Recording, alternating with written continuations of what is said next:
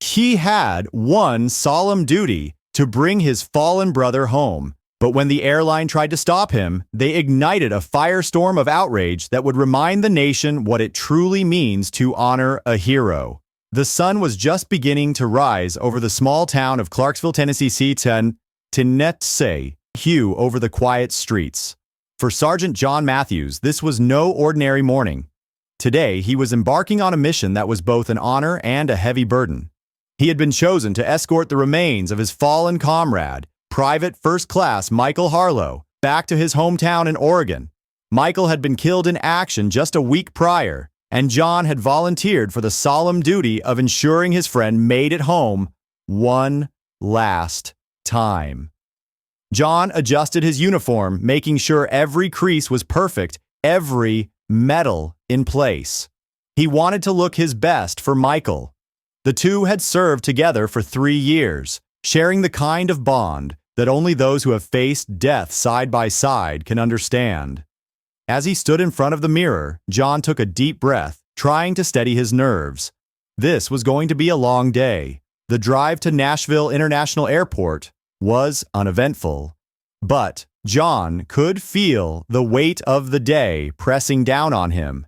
He parked his car and made his way to the terminal, where he was met by a representative from the airline. The woman, dressed in a crisp blue uniform, greeted him with a polite smile. "Sergeant Matthews, we're ready to assist you with your journey," she said, her tone professional but warm. "We'll make sure everything goes smoothly." John nodded, appreciating the gesture. He handed over the necessary paperwork, including the official orders that designated him as the escort for Michael's remains. The woman glanced over the documents, her smile faltering slightly.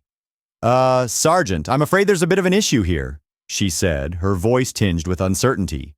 John's heart sank. "What kind of issue?"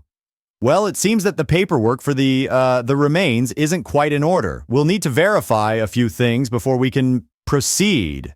John felt a surge of frustration, but he kept his composure. "Ma'am, I have all the necessary documentation right here. This is a fallen soldier we're talking about. He deserves to be treated with respect." The woman hesitated, clearly torn between following protocol and doing what was right. "I understand, Sergeant, but we have to follow company policy. I'll need to speak with my supervisor." John waited anxiously as the woman disappeared into a back office.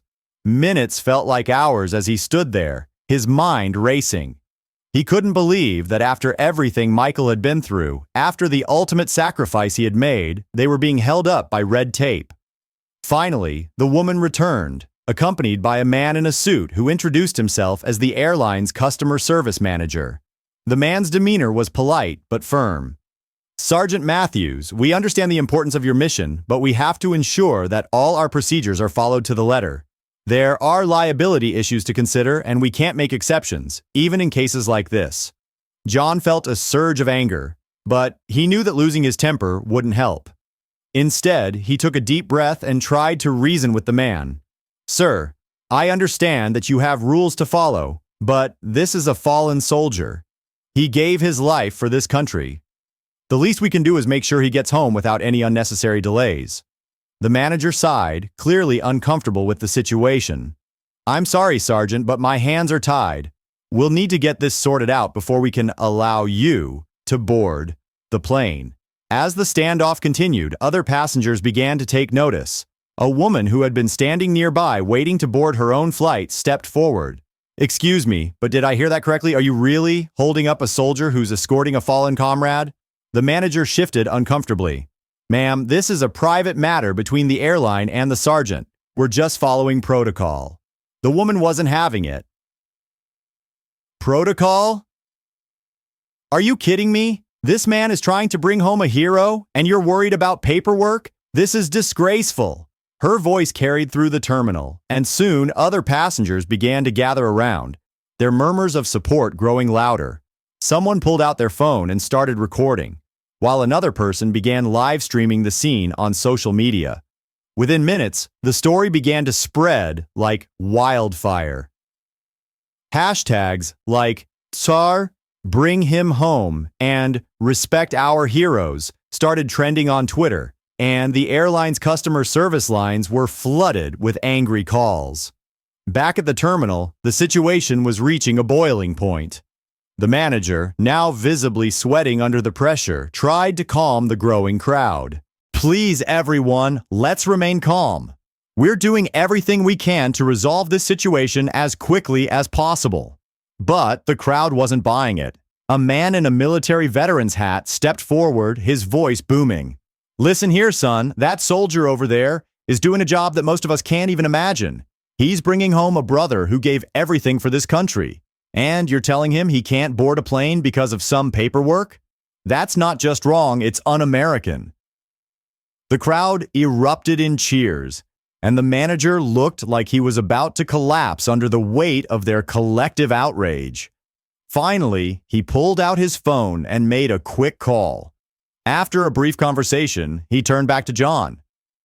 "Sergeant Matthews, we've been authorized to make an exception in this case. You and your, companion will be allowed to board the plane." John nodded, relief washing over him. "Thank you, sir." But the manager wasn't finished. "However, we'll need you to sign a waiver absolving the airline of any liability in case of, any issues during the flight." John's jaw tightened, but he knew this wasn't the time to argue. He signed the waiver, and the crowd erupted in applause as he and Michael's remains were finally allowed to proceed to the gate. As the plane took off, John leaned back in his seat, exhausted but relieved. He glanced out the window, watching the ground fall away beneath them. Somewhere in the cargo hold, Michael was making his final journey home. The flight was uneventful, and when they landed in Oregon, John was met by a small honor guard from the local VFW. They saluted as Michael's casket was carefully unloaded from the plane, and John returned the salute, his heart heavy but proud. The drive to the cemetery was quiet. The streets lined with American flags and people holding signs that read, "Welcome home, hero," and "Thank you for your service." When they arrived, a large crowd had gathered to pay their respects. John stood at attention as the casket was carried to the gravesite, his eyes fixed on the flag draped over it. As the chaplain began the service, John felt a lump form in his throat.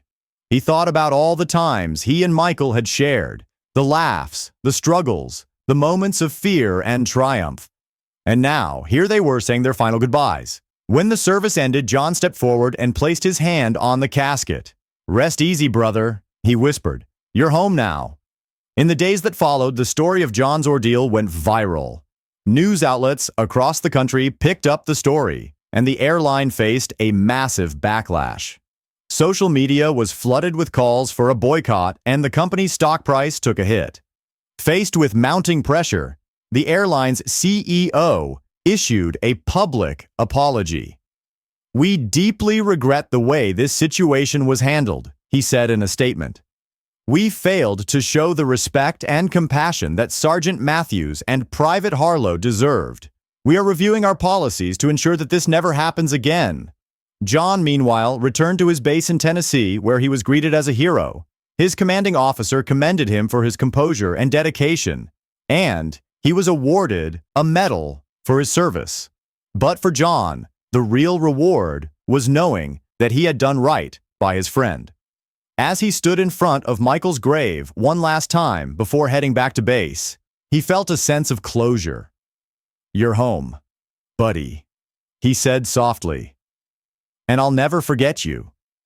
As he turned and walked away, the sun began to set, casting a warm glow over the cemetery. Somewhere in the distance, a bugle played taps, its mournful notes echoing through the quiet evening air. And with that, John Matthews knew that his mission was complete.